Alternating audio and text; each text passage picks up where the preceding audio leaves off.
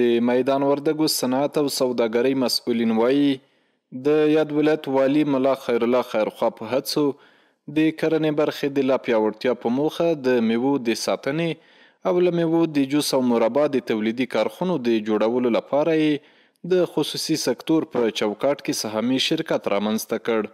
د حاجي والي صاحب یو نوی ابتکار و ترڅو په میدان وردګو ولایت کې یو سهامي شرکت ایجاد کا. ولایت چې دی یو زراعتي ولایت دی او په زیاته کچه باندې میوه‌جات لري، نو دغو میوه‌جاتو د خودکفایي او دغو د ساتنې لپاره به دلته یو کمپلیکس جوړیږي. په کمپلیکس کې به سړې خونې هم وي او د دغو میوه‌جاتو د پروسس کارخونې به هم پکې موجود وي. د دوی په وینا په دې ولایت کې تر 15 زیاتې کارخونې فعالیت لري او ټولو ستونزو ته یې رسېدنه شوې. زیاتوي اوس مهال د پانګوالو لپاره ډېرې اسانتیاوې رامنځته شوې.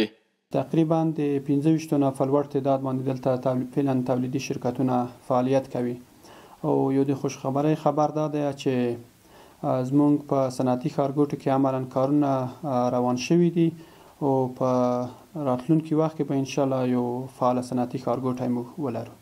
د صنعت او سوداګرۍ مسؤلینو په خبره میدان وردګ یو کرنیز ولایت دی او د برخې ته به لا زیات پانګوال وهڅوي.